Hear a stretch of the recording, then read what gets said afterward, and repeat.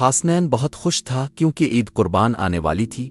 وہ ہر سال کی طرح اس سال بھی قربانی کے جانور کا انتظار کر رہا تھا۔ ایک دن ابو گھر آئے اور ان کے ساتھ ایک خوبصورت سفید بکری تھی جس کا نام حسنین نے فوراً چاندنی رکھ دیا۔ چاندنی بہت پیاری تھی۔ حسنین روز اسے چارہ ڈالتا، پانی دیتا اور اس کے ساتھ کھیلتا۔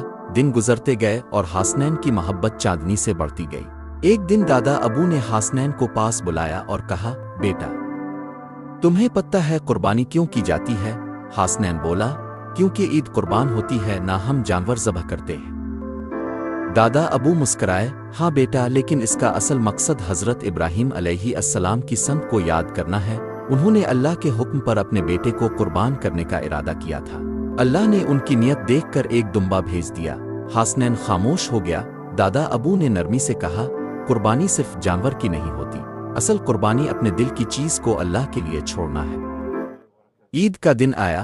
حسنین خاموش تھا لیکن وہ چاندنی کے ساتھ آخری بار کھیلنے گیا۔ اس نے چاندنی کے ماتھے کو چوما اور کہا، میں تمہیں اللہ کے لیے قربان کر رہا ہوں۔ قربانی کے بعد حسنین کی آنکھوں میں آنسو تھے لیکن دل میں سکون تھا۔ اسے اب قربانی کا اصل مطلب سمجھا گیا تھا۔ اگر آپ ایسی اور کہانیاں سننا چاہتے ہیں تو ویڈیو کو لائک، شیئر اور سبسکرائب کر دیں۔